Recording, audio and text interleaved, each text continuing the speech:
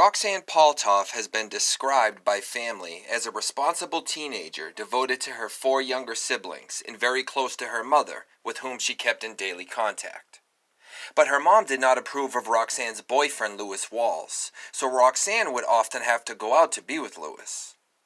On July 7th of 2006, she was doing just that, staying at a budget inn in Austin, Texas, in the vicinity of Interstate 35 in Runberg, planning to spend a few days with Lewis. But sometime during this stay, Roxanne vanished and was never seen or heard from again. Walls claims the pair had gotten into an argument, causing Paltauf to storm out of the room with only her identification and leaving behind all her personal belongings, including clothing, shoes, her purse, wallet, jewelry, and her cell phone, which is very uncharacteristic of Roxanne, like any girl her age. Walls claims to have went looking for her 20 minutes later, but he couldn't find her. The next day he called her mother, and Roxanne's mom reported her missing to the police.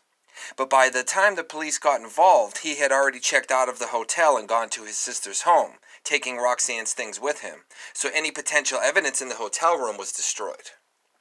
Walls would return Roxanne's cell phone to her mom a few days later, but not before placing over 300 phone calls on it for the 5 days he had it, from July 8th to July 12th, many of them to his ex-girlfriend in New Mexico. Lewis Walls has a criminal record dating back to 1995 and also lied to Roxanne about his age when they had started dating, claiming to be 19 when he was in fact 28. He had dated Roxanne for 2 years by the time of her disappearance, but her friends didn't like him as well, with one friend claiming Roxanne told her he had hit her, seriously damaging her nose. He has a history of threatening other girlfriends as well, and at least 2 of them have taken out protective orders against him. But Lewis Walls has never been charged in connection with Roxanne's disappearance, and despite suspicions, further developments have cast doubts on his guilt. Namely when Roxanne's state of Texas identification card turned up in the wallet of another man, Jeffrey Moore. While charges were later dropped on Moore, he has been accused of attacking an exotic dancer and trying to rape her at a Motel 6 not far from the Budget Inn, 6 days after Roxanne's disappearance on July 13th. Although police have spoken to him about Roxanne, it is still unclear exactly how he came to possess her identification. Both Jeffrey Moore and Lewis Walls are considered persons of interest, but till this day neither has been charged, and the case of Roxanne Paltauf's disappearance remains open.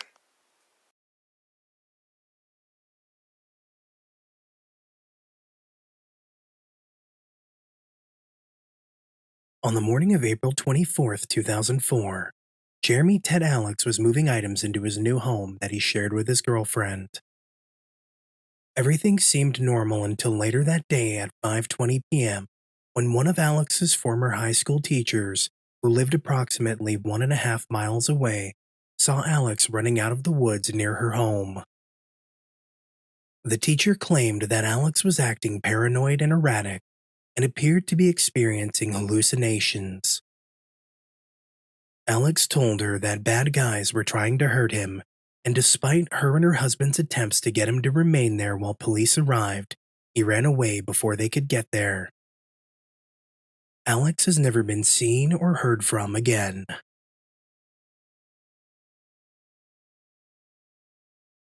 On the following day, Alex's van was found near a small parking area off Pound Hill on property owned by the Waldo County Humane Society.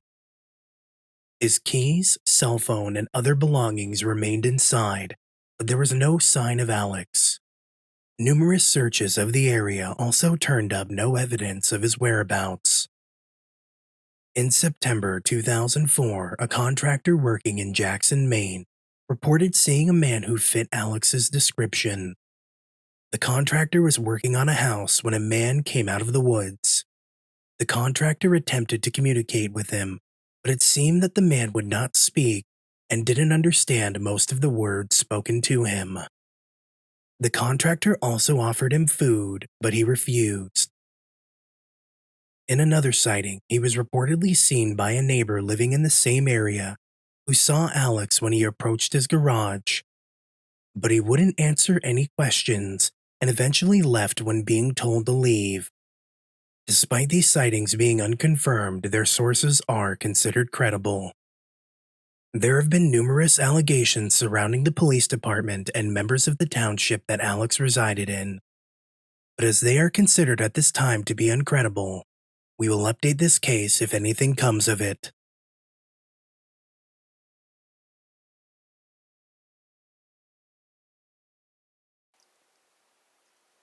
On August 23rd of 2009, 23-year-old Toni Lee Sharpless and her friend Crystal Johns left a party at the home of Philadelphia 76er Willie Green in Penn Valley, Pennsylvania. Crystal had suggested the pair leave the party due to Toni's erratic and combative behavior. As they drove, Crystal suggested to Toni that she may be too intoxicated to handle the vehicle, causing her to pull the car over and demand her friend get out. Crystal Johns complied and watched as Toni angrily drove off. Toni Lee Sharpless was never seen or heard from again. The nearby Schuylkill River was searched, but investigative efforts came up empty. Sightings of Toni Sharpless began being reported in Camden, New Jersey, which is just across the river from Philadelphia, and 2 weeks later an automatic plate reader recorded Toni's 2002 Pontiac Grand Prix plates among parked vehicles there. But no further information on her whereabouts came from the sightings or location of her vehicle. 4 years later, in 2013, private investigator Eileen Law, who was handling the case at the time, received a letter written anonymously that claimed he had been hired to take the Pontiac to a Boston area shop for $5,000. The letter claimed Toni had been killed in a confrontation with a Camden police officer shortly after forcing Crystal Johns out of the car. And though the writer did not know any details in regards to what happened to Toni, he did correctly include the number of her cell phone, which had went missing with her, and the last 5 digits of the car's vehicle identification number, both of which had not been made public.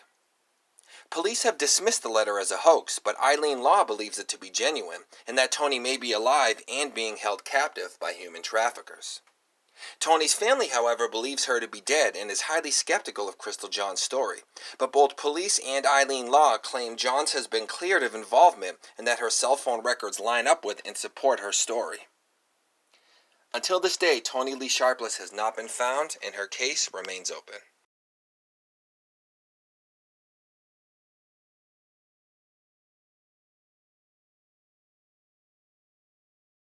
Leah Roberts' Jeep Cherokee was found near Mount Baker Highway in Whatcom County, Washington, on March 18, 2000. When police traced the car back to her, they realized that she had left her home in North Carolina 9 days earlier. Due to the state of her vehicle, police believe that the car may have been lived in after the crash, and Leah may have been in Washington for almost a week before her car was found.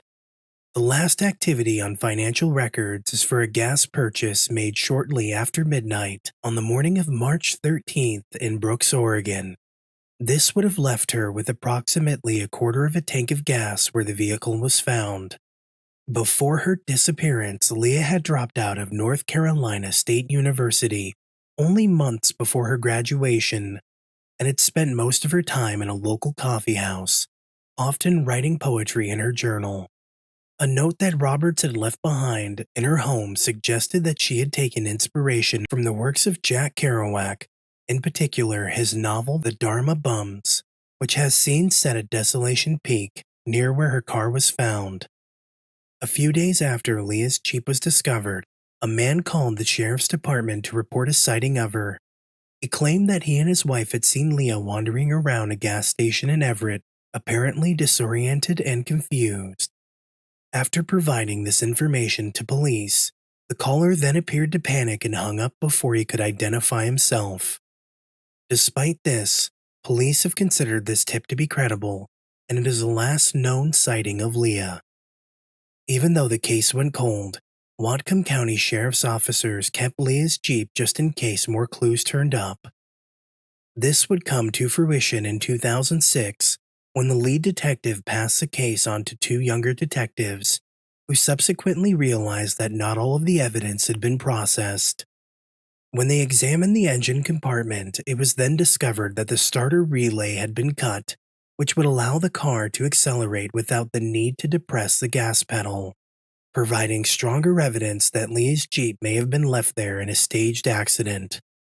The detectives would then have their suspicions of a mechanic with a military background, would have had the knowledge and ability to impair her starter, but the fingerprints found on the hood were not a match. The same man claimed to have seen Leah leave the Bella's Fair restaurant with a man that he said went by the name Barry.